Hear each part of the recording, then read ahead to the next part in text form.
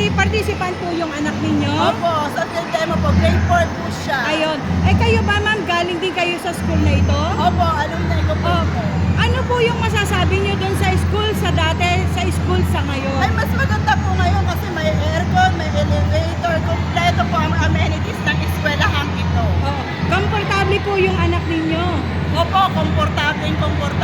Masaya po siya. Ay, masaya po talaga. Araw-araw pumapasok siya dahil may aircon na po ang room nila. Opo. Napansin niyo po ba mula nung nagkaroon ng aircon, mas naging masipag siyang mag-aral? Ay, opo. Mas masipag po sila ngayon kasi mas maganda daw sa school kasi may aircon. Oh, na-inspire ano? Opo, Opo. nakaka-inspire po. Eh, ano naman po yung masasabi ng anak niyo na sinasabi sa inyo tungkol dun sa kay Mayor? Ano yung nasasabi niya? Basta sinasabi lang ko, ninong ko si Yorme. Yan ang iboboto nating mamaya. Ay. Kasi yung nag-donor sa anak ko po sa sunglass po niya. Ay, ganun. Siya rin po nagbigay. Kaya po, talagang Yorme po kami. Oh, sige po ma'am, salamat po. Thank you po. Balik ka na, Yorme! Yes, thank you po ma'am. So ayan, nakikita po natin yung mga bata, nagkakatuwaan sila.